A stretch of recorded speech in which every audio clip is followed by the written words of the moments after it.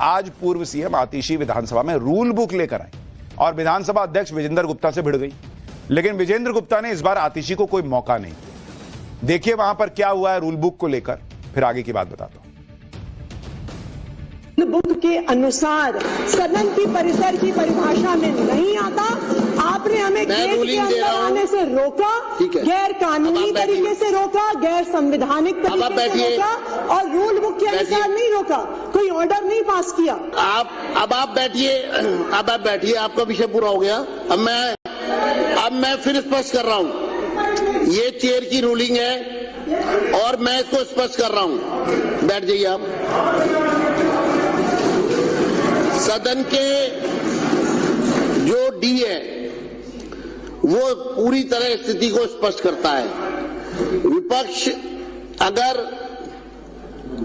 Ruling को और rule book को अन्यथा लेगा तो कोई भी सदस्य, पक्ष का या विपक्ष का, वो इसके लिए परिणाम के लिए जो है वो एक प्रकार से वो समझ ले कि इसका परिणाम क्या होने वाला है। आप देखिए, एक तरफ जहां आम आदमी पार्टी के नेता एजेंडा सेट करने में फंसे हुए हैं, दूसरी तरफ दिल्ली में बीजेपी की सरकार बने 12 दिन हुए हैं और ताबड़तोड़ काम हो रहा है। दिल्ली में नई सरकार क्या क्या कर रही है उसके बारे में आपको बताता हूं। दिल्ली के मंत्री ग्राउंड पर हैं, कोई पानी की किल्लत देख रहा है, कोई सड़कें ठीक करवा रहा है, कोई प्रदूषण से लड़ रहा है। इसी बीच अमित शाह ने भी दिल्ली पुलिस के साथ मीटिंग की है, जिसके बाद तो दिल्ली पुलिस आरोपियों को ठोक रही है।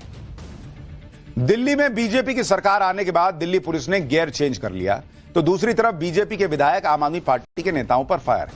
आज विधानसभा में चर्चा के दौरान जब आम आदमी पार्टी के विधायकों ने प्ले कार्ड दिखाने शुरू किए तो बीजेपी विधायक मोहन सिंह बिष्ट ने उन्हें बाहर निकाल देने की बात कह दी। सुनिए वहां पर क्यों मछली बाजार का जिक्र हो गया। इसके बाद बताता हूं कि आम आदमी पार्टी के विधायक गोपाल राय की बोलती कैसे बंद हो गई।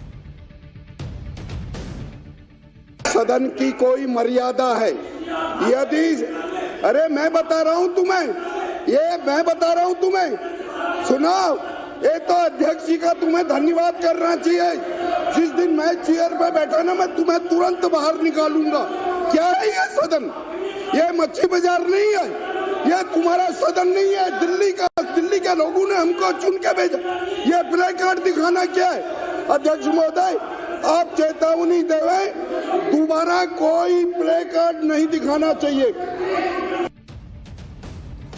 मोहन सिंह बिष्ट प्ले कार्ड दिखा रहे हैं, आम आदमी पार्टी को अल्टीमेटम दे रहे हैं, तो बीजेपी के विधायक कुलवंत राणा ने आम आदमी पार्टी के एक विधायक की ऐसी क्लास लगाई कि स्पीकर विजेंद्र गुप्ता को बीच बचाव करना पड़ गया। विपक्षी विधायकों के टोकने पर कुलवंत सिंह राणा इतने भड़क गए कि बीजेपी विधायकों और आम आदमी पार्टी विधायकों के बीच जमकर तू मैं हो गई। दिल्ली विधानसभा में क्या हुआ देखिए जरा। ऐसे हुआ होनी चले मत ऐसे होनी चलेगी। चोरी खुलेगी, तुम्हारी चोरी खुली भी गई है और तुम ईमानदार, तुम चोर लोग हो, चोरी से आए थे तुम लोग। तुम ईमानदार हो, बोलते रहे बेशक। इसने वो कैसे बोली? इसकी हिम्मत कैसे हुई बोलने की? इसकी हिम्मत कैसे हुई बोलने की? इसकी हिम्मत कैसे मेरे पास में करने की? ये कल का बच्चा मेरे से अपना वक्तव्य जारी रखिए। अनुशासन का पालन करें आप। अरे तू छेड़ रहे हैं, पालन करना। विधानसभा में आम आदमी पार्टी आरोप लगाने लगी कि उन्हें विधानसभा में बोलने नहीं दिया जाता। लेकिन गोपाल राय को देखिए, विधानसभा अध्यक्ष ने टाइम खत्म होने की घंटी बजाई तो वो बोलते हुए रुक गए और बार बार कहने लगे, कहने पर भी नहीं बोले। विधानसभा स्पीकर की घंटी के बाद गोपाल राय की बोलती क्यों बंद हो गई वो देखिए। 2022 की रिपोर्ट है इस पटल के अंदर। 2022 के बाद से लगातार सरकार ने काम किया। मैं आपको बताना चाहता हूं,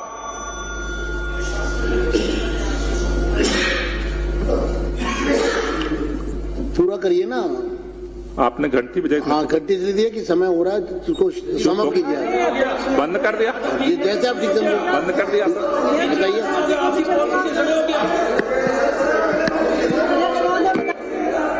नहीं बोलना आपको नहीं बोलना गोपाल राय जी। मैं अगले वक्ता को बुला रहा हूँ। शिखा रॉय।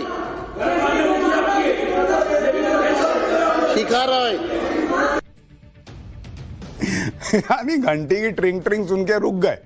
स्पीकर कह रहे हैं भाई कि अरे बात तो कंप्लीट कर लीजिए गोपाल राय जी। नहीं, अब मैं बोलूंगा ही नहीं, घंटी बज। आपको याद होगा रेखा गुप्ता ने सीएम पद की शपथ भी नहीं ली थी। तभी से आम आदमी पार्टी एक ही रट लगाए हुए है कि 2500 रुपया कब देंगे महिलाओं को, 2500 रुपया कब देंगे महिलाओं को। पूर्व सीएम आतिशी तो रोज कैमरे पर यही सवाल पूछ रही, मतलब जितनी जल्दी आम आदमी पार्टी को है उतनी जल्दी तो दिल्ली की महिलाओं को भी नहीं है।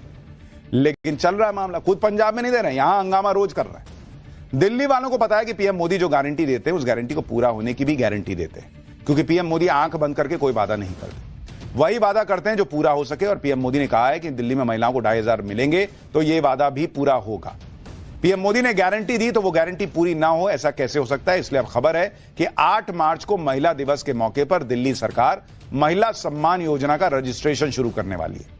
इसके बाद दिल्ली में इस योजना के लिए पात्र महिला लाभार्थियों की सूची तैयार की जाएगी।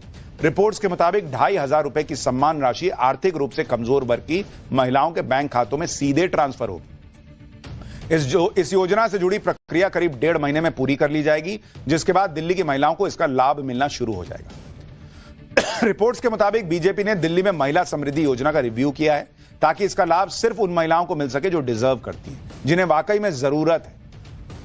लेकिन आम आदमी पार्टी को चैन नहीं आ रहा।